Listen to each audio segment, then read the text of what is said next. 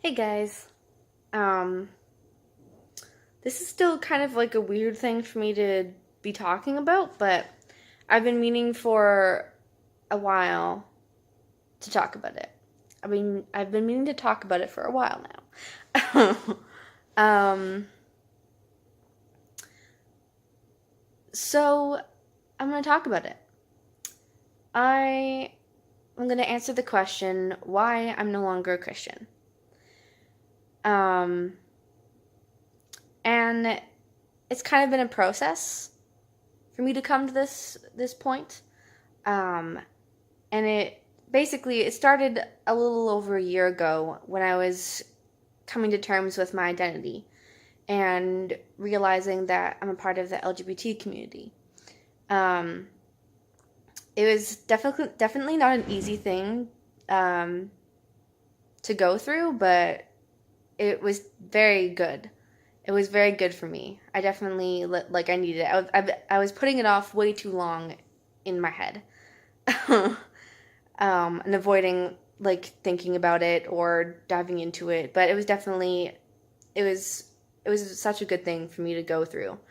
Um, because now on the other side of it, I know so much more about myself, and I've gained so much confidence, and I'm a lot happier now, and happier with who I am um, than I was before. And before, I just kind of went with the flow, didn't really question much, didn't really push the limits, didn't really try to like dig deep and or look too far into myself. Um, but when I was sort of just starting to realize that, or like not just starting to realize, but when I was first coming to terms with everything, like one of the first things I wrestled with was like my faith. Um, I started questioning, then okay, what does God think of me then? Um, because all the experience I had was of really conservative Christianity is the environment I grew up in, which had a very negative outlook, and basically you said like it's not okay, you're wrong. Um, Kind of presented it as like evil. So then it kind of really like I was like, well, what does God think of me? Um, and like the stuff I was hearing and experiencing around me, and what other people were saying, how they were presenting God, didn't really match up with my experience of God, and my experience of spirituality. Um, and I really came to I did my research. I like looked into this stuff, but I really came to believe that what I was hearing about God didn't really make sense to me, and I don't think that a loving God would act like this, or a loving God would do something like this, or like create people a certain way and then be like, yeah, but you're wrong and you're evil, and if you act on anything, then I'm going to punish you for the way I made you. Didn't really make sense. um and growing up, I would hear like from everywhere about how God was gracious, but then I was thinking, well, then wouldn't it be more gracious for a God to accept people, um, to not send them to eternal punishment? So it didn't really make sense to me that like that didn't really seem like a thing a loving God would do.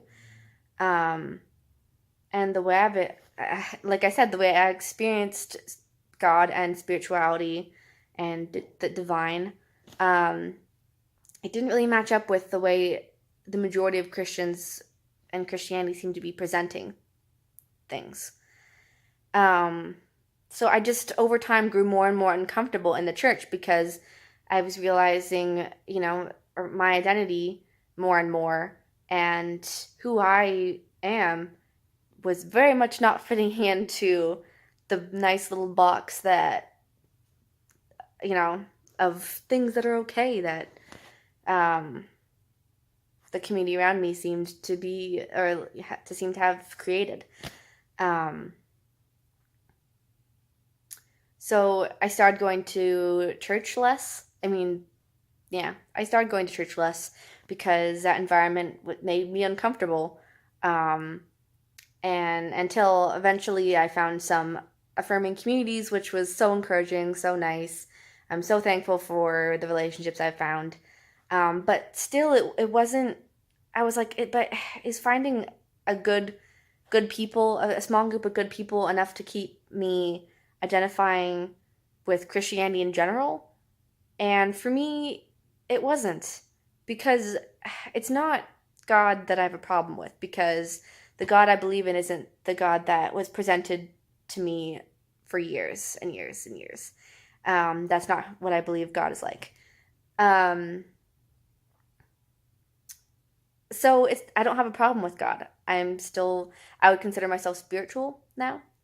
But the issue that I had was with the majority of Christianity and just the label of Christian, and the issue I have is with the system in general. So it wasn't enough for me to associate with that label, because when people think of Christian, they think of the majority of Christians and what they're like and what they stand for, and I very much don't fit in with that group of people. Um, so so I broke off. And honestly, it was such a liberating experience to dissociate with that and just be like, it's okay to figure out what you believe and figure out what makes sense to you, and dive into that and really know yourself, and just to be like, this is this is what makes sense to me, and I'm going to follow it, and this is what I think God is like. And honestly, I have a lot of agnosticism kind of in my spirituality too. So I think a lot of Christians claim to know too much. Um, and not that, because I had it brought up to me by a friend who said, well, don't you want to know God? Um, about my agnosticism. And I was like, well, it's not like I don't want to be close to God. Um, but I thought of a good description later on. And the way I see it, it's kind of like a language barrier. Um, as Because I'm human, there's a limit to my understanding of things so higher than me. Um, and I don't think it's not like God doesn't want anything to do with us. I believe God is a personal God and is interested in us. Um, and so I kind of see it as like you trying to communicate with someone who speaks a different language that like like barely anything of. You might pick up things like words you recognize that sound similar enough that you can be like, well, okay, that's this word, then I know that. Um, and you might pick up what they're trying to say by like hand gestures they're making, or you can associate, like, if they're pointing at some bread, they're talking about bread, you know. um so I see it more like God wants to communicate with us, and like there might be the desire both ways, but like there's something a little bit lost, some like there's not a strong connection um all the time. Like, it takes a little bit. You only get like a certain glimpse into it, or it might take a while for you to kind of understand and you to pursue that, or like, and you might not fully be able to understand, just like you might not be able to fluently like immerse yourself like and suddenly overnight get like understand like a whole language and culture. And even if you spend years trying to immerse yourself in a language and culture, you still might not be 100% there or 100% accepted. Um, and not that I think like God doesn't accept you, but that's kind of how like it's not a perfect parallel, but I think it works pretty well, and that's kind of the way I see it. I think people often try to claim too much, that they know too much about God. They try to speak on behalf of God, um, when really none of us were there, and we're not gods ourselves. Like, even if we have an element of divine in us, we're not like there's still no way to really know for sure. Um, so yeah, that's kind of the story. That's where I'm at.